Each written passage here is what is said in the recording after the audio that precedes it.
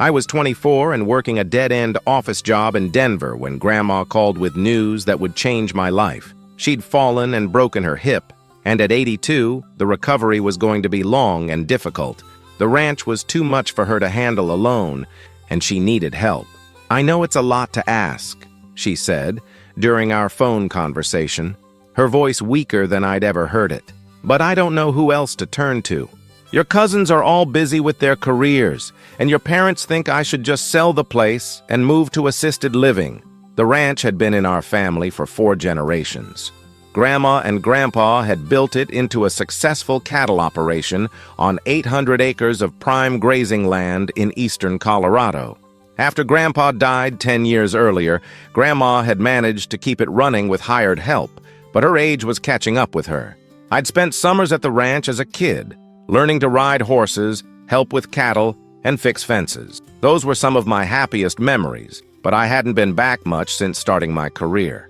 The office job was stable but unfulfilling, and I'd been feeling restless for months. "I'll come help," I told her without hesitation. My parents thought I was making a mistake. "You can't just abandon your career to play cowboy," my mother said. "Grandma needs professional care, not a grandson who remembers a few summer vacations." But something about Grandma's situation called to me. Maybe it was guilt over not visiting more often, or maybe it was a desire to reconnect with something real and meaningful. Either way, I gave my 2 weeks' notice and drove to the ranch. When I arrived, I was shocked by how much Grandma had aged and how run down the property had become. Chapter 2. Learning the Reality. The ranch was in worse shape than I'd expected. Grandma had been struggling for months before her fall, trying to maintain the operation with minimal help. Fences needed repair, equipment was breaking down, and several of the cattle had health issues that required immediate attention. Grandma was still in the hospital when I arrived, so I had to figure out the daily routine on my own. The hired hand, Miguel, had been doing his best, but he was only part-time and couldn't handle everything alone. He was grateful for the help and patient with my questions as I relearned skills I'd forgotten since childhood. The first few weeks were overwhelming. I was used to sitting at a desk all day, not hauling feed, fixing water troughs, and checking on sick animals. My hands blistered, my back ached, and I fell into bed exhausted every night. But gradually, I began to remember why I'd loved the ranch as a kid. There was something deeply satisfying about the physical work and the direct connection between effort and results. When I fixed a fence, cattle stayed where they belonged. When I treated a sick calf, it got better. The work had immediate, tangible meaning, in a way my office job never had. When Grandma came home from the hospital, she was using a walker and moving slowly, but her mind was as sharp as ever. She watched me work with a mixture of gratitude and assessment, occasionally offering advice or correction. "You're getting the hang of it," she said one evening as we sat on the porch after a long day. "Your grandfather would be proud to see you taking care of the place." I'd planned to stay just until Grandma recovered, but as weeks turned into months, I realized I didn't want to leave. The ranch was becoming home in a way my apartment in Denver never had. Chapter 3. Family Reactions. My decision to stay at the ranch permanently didn't go over well with the rest of the family. My parents were disappointed that I'd thrown away my education and career prospects. My cousins thought I was crazy to isolate myself on a remote ranch instead of pursuing opportunities in the city. "It's not a real career," my cousin Sarah said during a rare phone call. "What are you going to do when Grandma doesn't need help anymore? You can't just be a ranch hand forever." But Grandma and I had been discussing the future, and she'd offered to teach me the business side of the operation. She wanted to gradually transfer more responsibility to me, with the goal of eventually making me a partner in the ranch. "I've been looking for someone who really understands this place," she told me one evening as we reviewed the books. "Your cousins see dollar signs when they look at the land, but you see what it really is, a way of life that's worth preserving." The ranch was profitable, though not extravagantly so. It generated enough income to support a comfortable lifestyle and had significant assets in land and livestock. More importantly, it was debt-free and had been well managed for decades. My extended family's attitude toward my decision became clearer during holiday visits. Relatives who had rarely shown interest in the ranch suddenly had opinions about its management and future. They'd make comments about maximizing the property's potential or suggest that Grandma should consider retirement options. I began to understand that many of them saw the ranch as a future inheritance rather than a working operation. They were polite to me, but I could sense their concern that my presence might complicate their expectations. Grandma noticed these dynamics too. "Vultures," she said quietly, after one particularly awkward family dinner. "They circle around, waiting for something to happen." Chapter 4. Building the operation.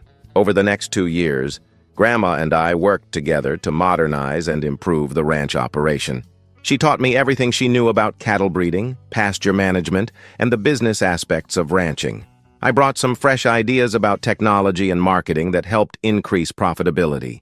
We installed new water systems, improved the handling facilities, and upgraded some of the equipment. I also started a small direct sales program, selling beef directly to local restaurants and farmers markets. The additional revenue stream helped offset some of the costs of modernization. Grandma was an excellent teacher, patient with my mistakes, but demanding about standards.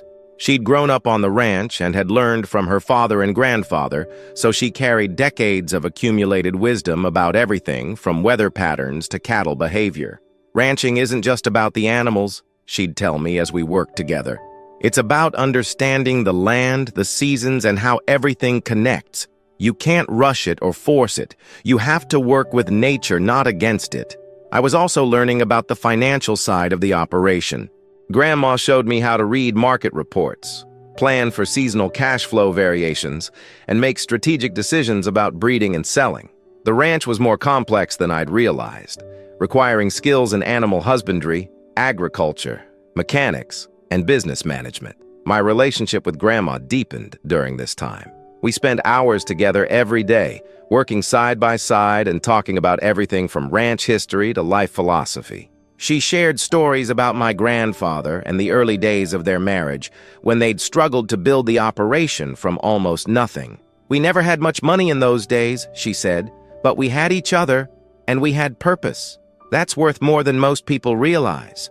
Chapter 5. Health decline. Grandma's health began declining noticeably in her 3rd year after the hip surgery. She was 85 and still mentally sharp, but her physical strength was fading. She needed help with more daily activities and couldn't participate in the heavier ranch work anymore.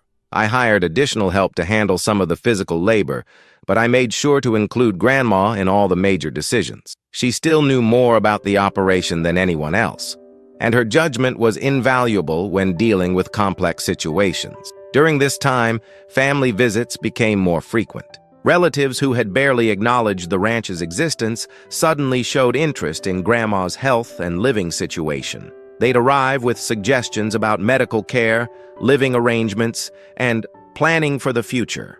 My Aunt Patricia was particularly persistent about getting Grandma to organize her affairs. She'd bring up topics like power of attorney, estate planning, and the burden I was carrying by managing the ranch alone.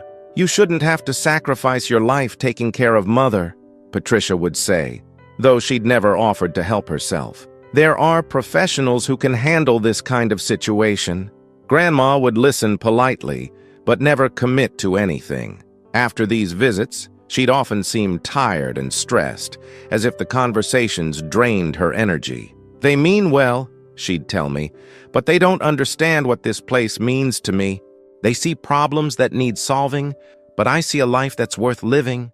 I could see that the family pressure was affecting her, but I didn't know how to address it without creating more conflict. Grandma had always been independent and strong-willed, and I didn't want to interfere with her family relationships. But I was also protective of her and frustrated by relatives who showed up with opinions but no willingness to actually help.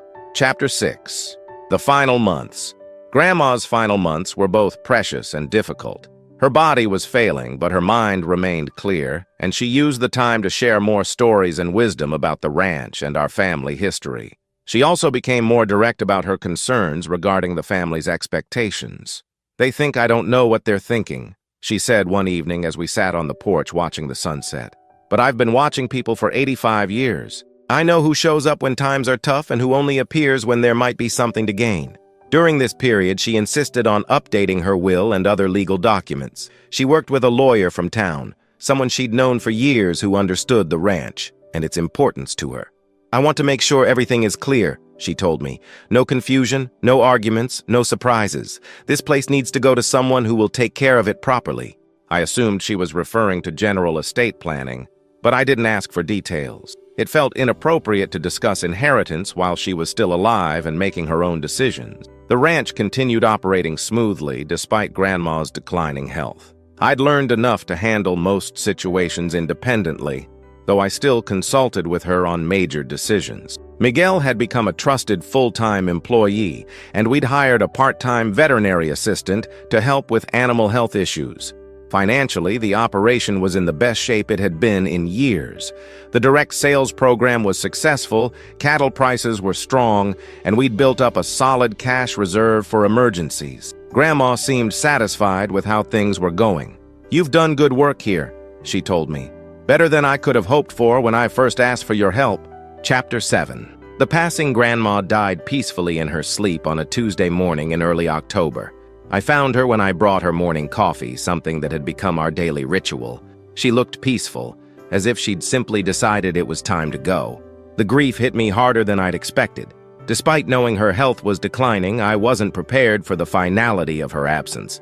The ranch felt empty without her presence, even though the daily work continued as usual.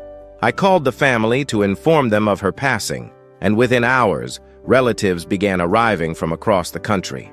Some came to help with funeral arrangements, but others seemed more interested in assessing the property and discussing practical matters. The funeral home handled most of the arrangements, following instructions Grandma had left with her lawyer. She'd planned everything in advance, including the service details and burial arrangements. Even in death, she was organized and thoughtful. During the days between her death and the funeral, I found myself in an awkward position.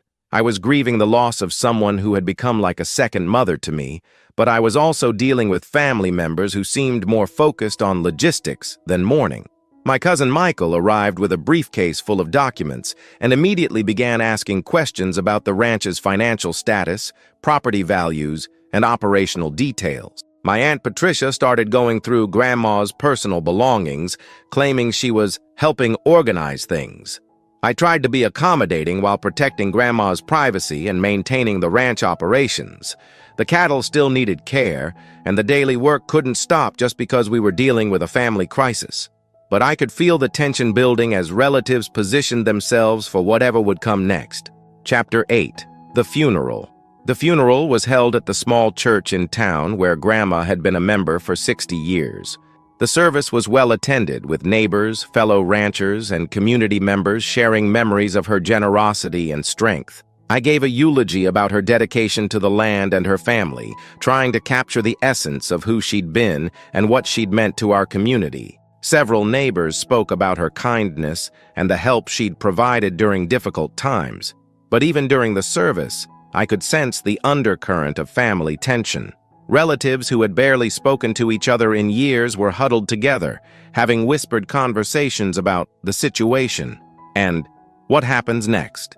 After the burial, the family gathered at the ranch house for a meal that neighbors had prepared. It should have been a time for sharing memories and supporting each other, but instead, it felt like a business meeting disguised as a wake. My cousin Sarah was the first to bring up the subject directly. "So, what's the plan for the ranch?" she asked during a lull in conversation.